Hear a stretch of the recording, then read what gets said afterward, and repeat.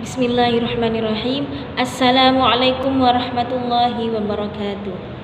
Alhamdulillahirabbil alamin wassalatu wassalamu ala asyrafil anbiya'i wal mursalin sayyidina wa maulana Muhammadin wa ala alihi wa sahbihi ajma'in, amma ba'du. Pertama-tama, marilah kita panjatkan puja dan puji syukur kehadirat Allah Subhanahu wa taala, yang mana atas berkah dan limpahan anugerahnya lah kita bisa berada dalam keadaan sehat walafiat. Kedua kalinya, salawat serta salam semoga tetap tercurahkan ke Nabi kita, Nabi Muhammad sallallahu alaihi wasallam, yang mana beliau telah membawa kita dari alam yang gelap gulita menuju alam terang benderang seperti saat ini, yakni ad-dinul Islam. Hadirin yang dirahmati Allah, di zaman sekarang banyak akhlak tercela yang merajalela di mana-mana.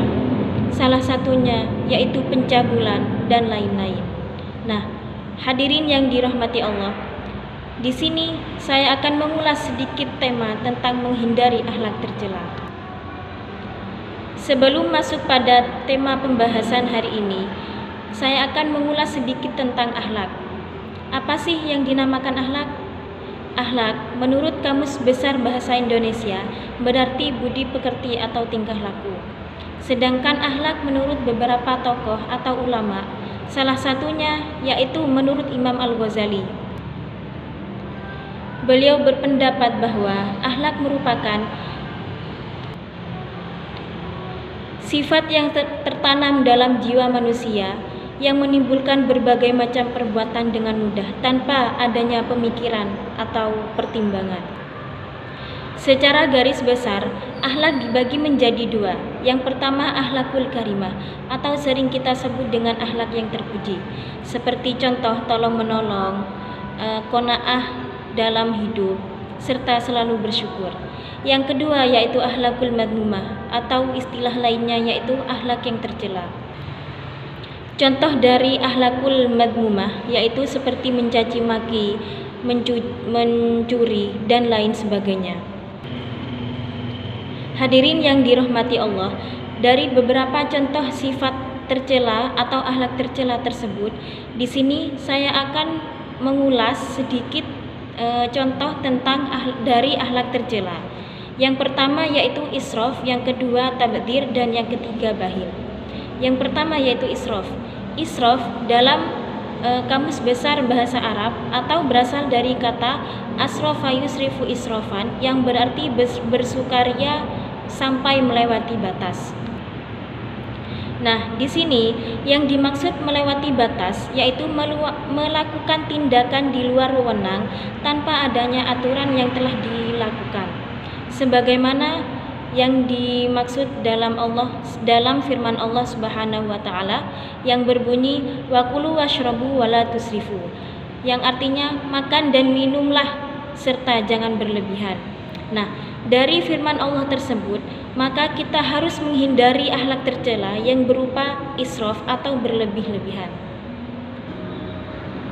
Di sini ada beberapa contoh atau beberapa kategori tentang israf.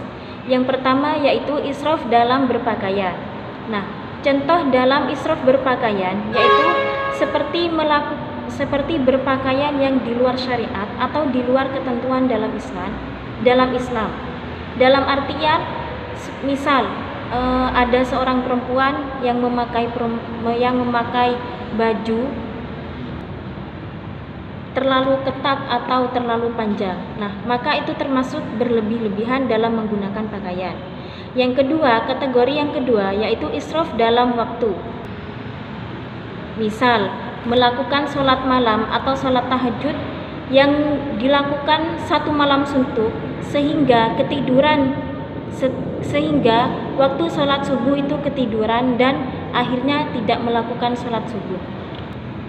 Nah, ini merupakan perbuatan israf dalam kategori waktu. Nah, hadirin yang dirahmati Allah,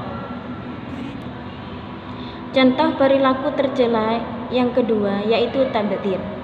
Tabdzir berasal dari kata bahasa Arab yaitu badara yubadiru tabdiran yang artinya menghambur-hamburkan harta. Sebagian ulama memahami tentang tabdir atau pemborosan sebagai sesuatu pengeluaran yang bukan hak. Orang yang memiliki akhlak tercela tabdzir itu merupakan saudara setan, sebagaimana yang difirmankan oleh Allah Subhanahu wa taala di dalam Al-Qur'an yang berbunyi innal mubadzirina kanu ikhwanas syayatin, yang artinya sesungguhnya orang yang menghambur-hamburkan harta atau pemboros itu merupakan saudara dari setan.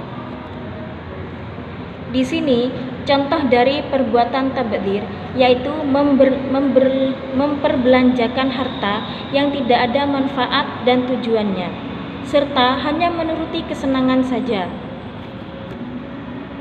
Nah, maka itu tidak diperbolehkan dalam Islam dan kita harus menjauhi sifat tercela tersebut. Yang ketiga atau yang terakhir yaitu bakhil.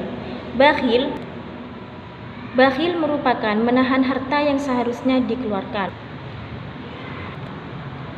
Bakhil di sini merupakan sifat tercela yang dilahirkan dari godaan syaitan,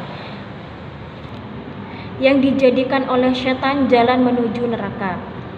Adapun orang yang bakhil itu jauh dari Allah, jauh dari surga, jauh dari manusia serta dekat dengan neraka. Sebagaimana hadis Nabi yang berbunyi al-bakhil ba'idun minallah, ba'idun minan nas, ba'idun minal jannah, dan qaribun minan nar. Adapun cara menghindari sifat bakhil di sini yaitu menanamkan keyakinan bahwa segala sesuatu itu milik Allah. Selanjutnya yaitu menambah rasa bersyukur atau memperbanyak rasa bersyukur. Yang ketiga, memperbanyak kegiatan sosial dengan memperbanyak infak dan sedekah. Nah, dari 3 sifat tercela atau 3 contoh sifat tercela tersebut, yaitu seperti israf, tabdzir, dan bakhil, maka kita harus menjauhkan sifat tersebut karena sifat itu di luar wewenang atau tidak disyariatkan dalam Islam. Sekian pidato saya hari ini, kurang lebihnya mohon maaf jika ada salah kata yang tidak berkenan di hati.